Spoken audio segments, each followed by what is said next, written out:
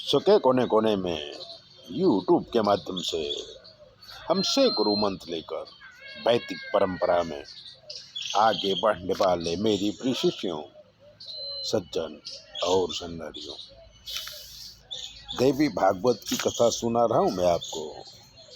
इसलिए चैनल को सब्सक्राइबर करिए, लाइक करिए, और ज्योतिष का कोई प्रश्न है तो 9825200108 पर फोन कर लीजिए। आज जो मैं कथा कहने वाला हूँ वो महामाया की माया। देखिए महामाया की माया कैसी होती है। जन्मेजय राजा व्यास जी से पूछते हैं कि हे प्रभु, बड़े बड़े ज्ञानी संत योगी भी माया के चक्कर में कैसे फंस जाते हैं।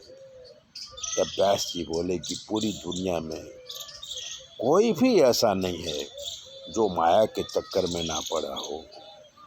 मैं तुम्हें नारद और पर्वत मुनि की बात बताता हूँ। व्यास जी कहने लगे, जो मामा और भांजे थे और माया के चक्कर में पड़ के एक दूसरे को श्राप दे दिए। एक बार स्वर्ग में रहने वाले नारद अपने भांजे पर्वत मुनि के साथ भारत भ्रमण करने निकले। यात्रा के पूर्व दोनों ने नियम बनाया कि हमारे मन में जो भी विचार आए, सही हो या गलत, एक दूसरे से छुपाएंगे नहीं, बल्कि बता देंगे। यात्रा करते हुए मामा भांजा नारद और पर्वत मुनि संजय राजा के नगर में आए। वर्षा ऋतु शुरू हुई तो दोनों राजा के भवन में रुक गए, क्योंकि चौमासे में यात्रा बहुत कम होती है। राजा को दमयंती नाम की राजकुमारी थी जो बहुत ही सुंदर थी। वो राजकुमारी दोनों ऋषियों की सेवा करने लगी। तब नारद जी बिना बजा के साम वेद का गान करते। नारद जी का गायन सुन के राजकुमारी मोहित हो गई। तब राजकुमारी नारद जी को अच्छे अच्छे पदार्थ खिलाने लगी और पर्वत राज को सामान्य भोजन देने लगी। नारद जी भी राजकुमारी के रूप से मोहित हो गए। पर्वत मुनि ने पूछा कि राजकुमारी हम दोनों की सेवा में भेदभाव क्यों करती है, तुम्हारा क्या विचार है। नारद मुनि बोले कि राजकुमारी मुझे पति मान चुकी है, मैं भी उसे पत्नी मान चुका हूँ।